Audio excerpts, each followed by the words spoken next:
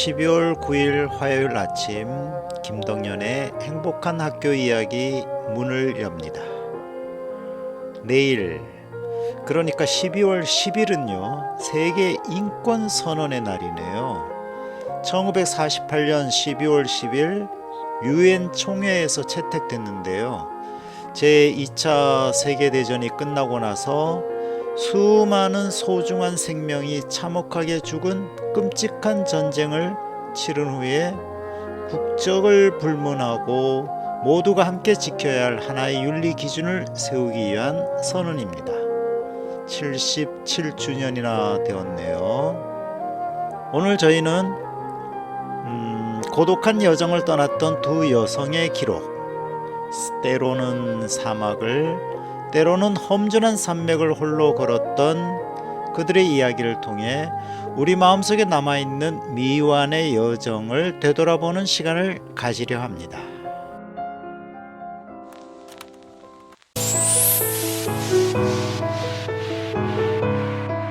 학교 이야기가 궁금하신가요? 김덕연의 행복한 학교 이야기.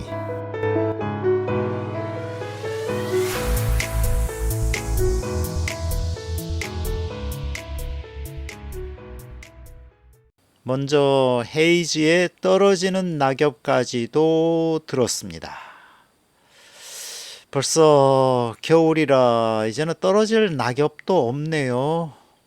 계절은 이렇게 끝을 향해 가지만 그 끝에서 새로운 날을 찾아 떠나는 이야기가 있습니다. 영화 트랙스의 실제 주인공 로빈 데이비드슨의 여정입니다. 1977년 27살의 로빈은 호주 사막 2700km를 횡단하겠다는 무모한 계획을 세웁니다. 낙타 4마리와 개 1마리만 데리고요.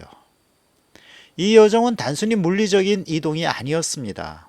세상에 대한 환멸, 아버지의 자살로 인한 내면의 상처, 도시 문명으로부터의 도피, 타인에게 의존하지 않고 오직 자기 자신만으로 존재하는 법을 배우기 위한 고독한 투쟁이었죠.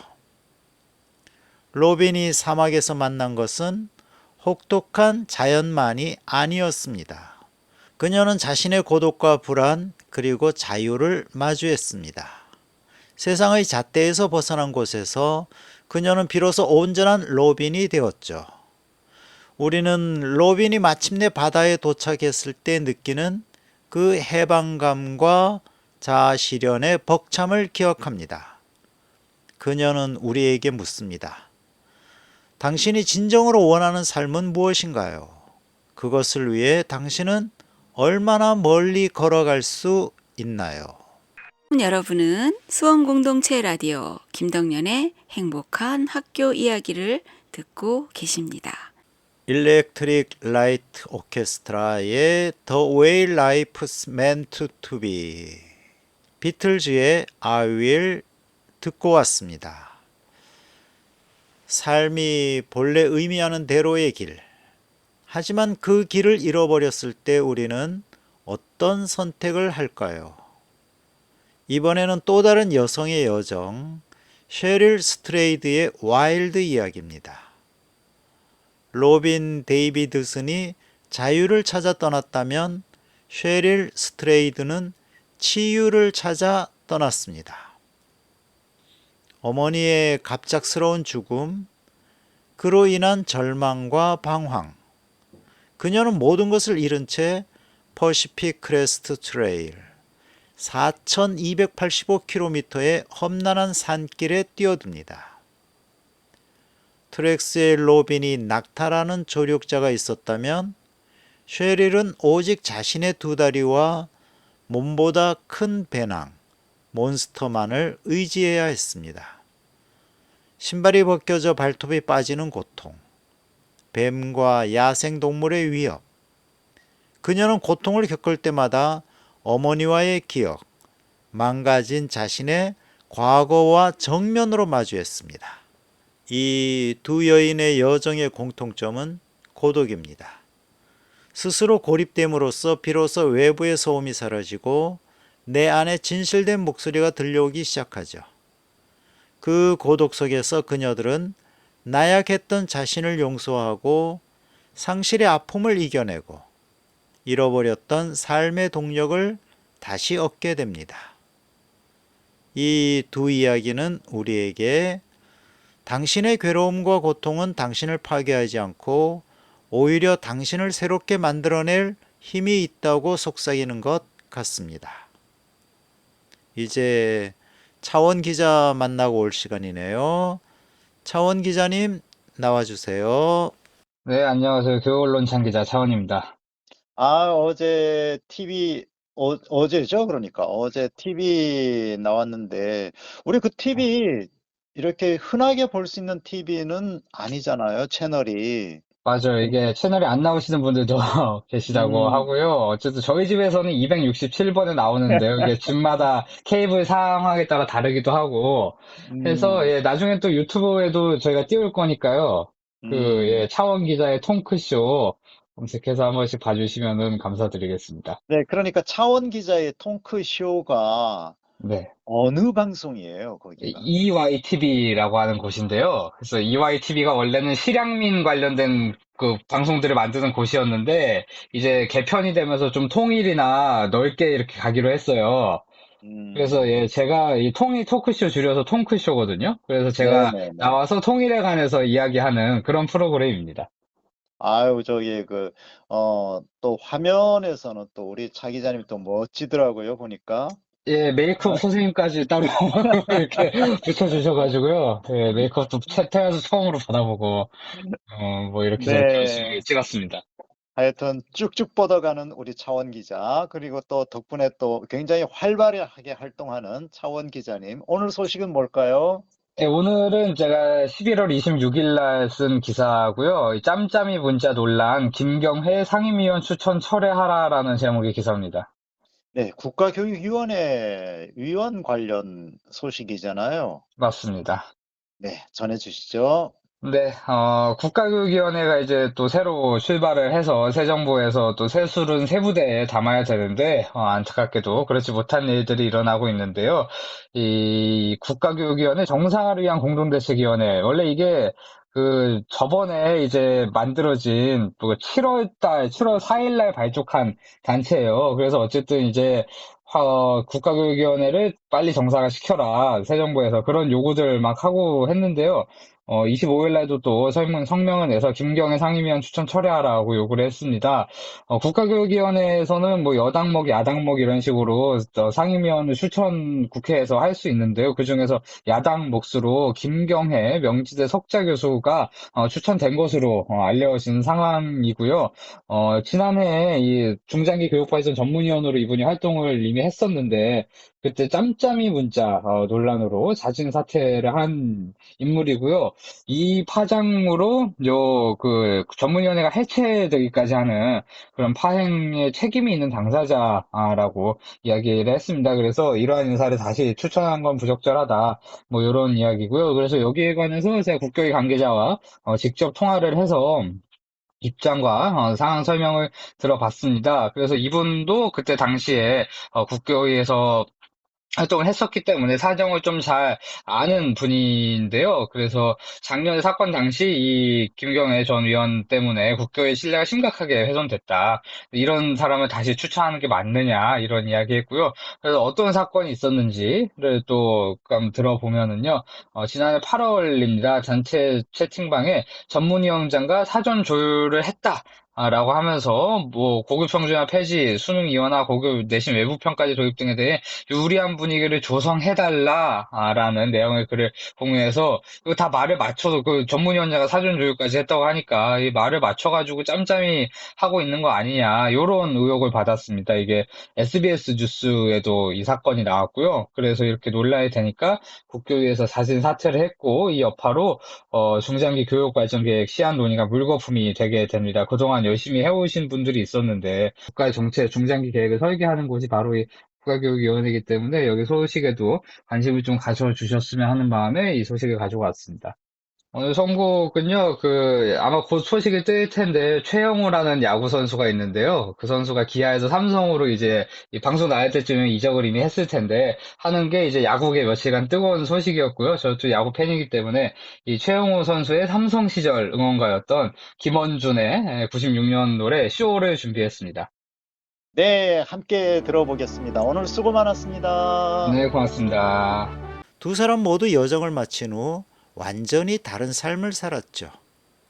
셰릴은 베스트셀러 작가가 되었고 로빈은 여행가이자 작가로서의 삶을 이어갔죠. 지금 여러분은 수원공동체 라디오 김덕년의 행복한 학교 이야기를 듣고 계십니다. 여정의 끝은 원래대로 돌아가는 것이 아닙니다. 새로운 나로 다시 시작하는 지점입니다. 그들은 자신들이 감당할 수 없을 것 같았던 고독과 고통을 이겨냈고 그 경험이 곧 새로운 삶의 자격증이 되었습니다. 12월 한 해를 마무리하는 지금 이 두 여성처럼 우리도 작은 용기를 내어볼까요? 지난 1년을 돌아보는 짧은 여정을 떠나보는 겁니다. 혹시 포기했던 꿈이 있다면 혹은 후회되는 순간이 있다면 다시 그곳으로 마음의 걸음을 옮겨보는 겁니다. 그 고독한 사색의 시간 끝에서 우리는 12월의 추위를 이겨낼 따뜻하고 단단한 날을 발견하게 될 것입니다. 마일리 사이러스의 플라워스, 린 앤더슨의 스탠드 바이 유어 맨 듣고 왔습니다. 트렉스와 와일드의 주인공들이 여정의 끝에서 얻은 것도 바로 스스로를 온전히 세울 수 있는 힘이었습니다. 지금 여러분은 수원공동체 라디오 김덕년의 행복한 학교 이야기를 듣고 계십니다. 이제 수원 외고 시그널 동아리 학생들 목소리 들어볼까요? 김동웅 학생이 크렌지 마케팅에 대해서 말하네요. 크렌지 마케팅은 일부러 촌스럽거나 유치하거나 과장되어 어색함을 유발하는 요소를 활용하여 소비자에게 놀라움, 웃음, 민망함을 느끼게 하는 마케팅 전략입니다. 들어보시죠. 안녕하세요. 저는 시그널 미디어 팀의 라디오 진행을 맡은 김동욱입니다. 여러분은 혹시 마케팅에 대해 얼마나 알고 계시나요?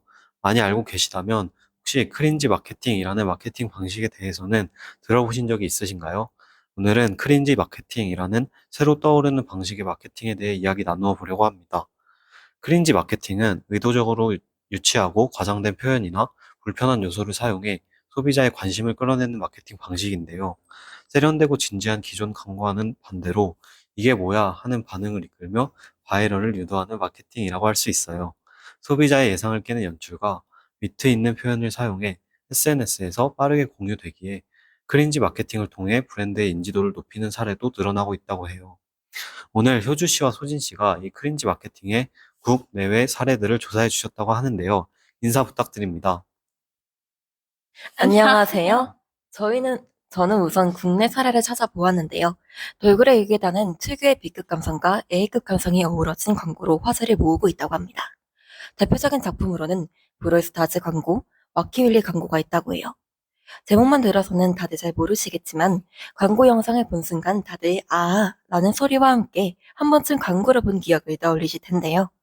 이처럼 크린지 마케팅이라는 표현이 잘 어울리는 돌고래 유기단만의 특유의 엉뚱하고 황당한 전개는 사실 시청자들이 광고를 끝까지 보게 해주는 하나의 마케팅적 기법을 담고 있습니다. 그럼 다른 사례도 함께 살펴볼까요?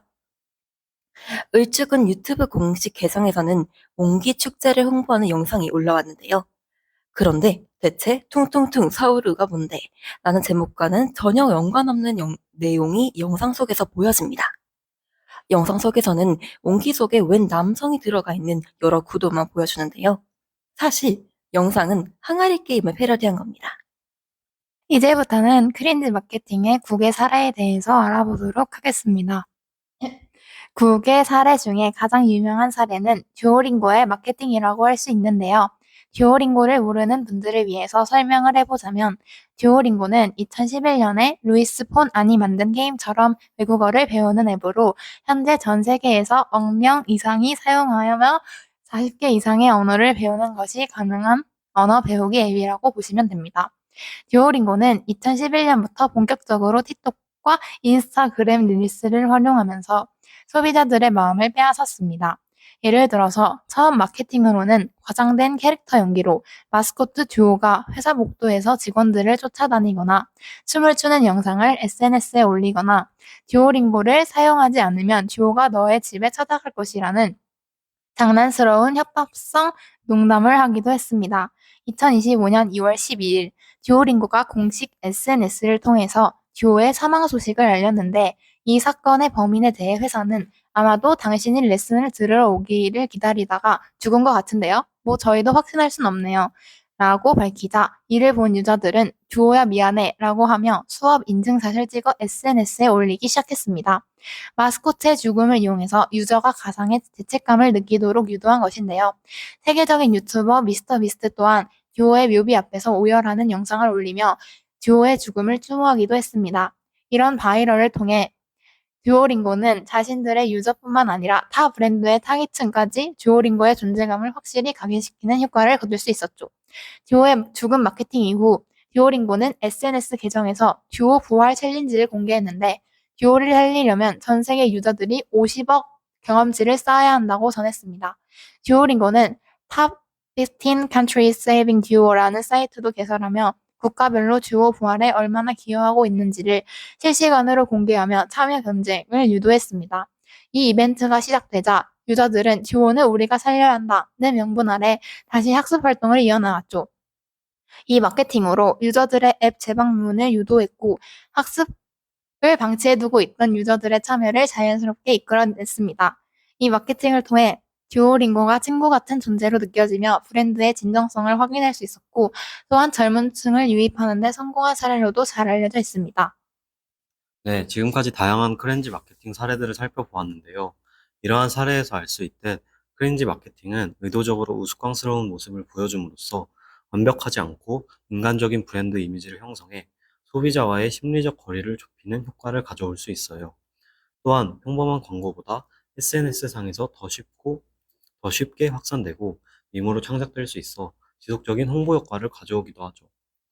이러한 특성으로 인해 크린지 마케팅은 특히 젊은 세대에게 친근하게 다가올 수 있는 마케팅 전략으로 평가받고 있어요. 하지만 과하거나 부적절할 경우 오히려 불쾌감이나 혼란, 브랜드 이미지 악화로 이어질 여지가 있고 문화 시장별 수용 차이에 따라서 불편하거나 모욕적이라고 인식될 위험이 있다는 점 등은 주의할 필요가 있어요. 그 밖에도 너무 유행이나 트렌드에 의존하면 장기적 브랜드 가치 구축에 방해가 될 수 있다는 점과 단기간 유행에만 그칠 가능성이 있다는 점 등이 지적받기도 해요. 오늘 크린지 마케팅에 대해 알아본 소감이 어떠셨나요?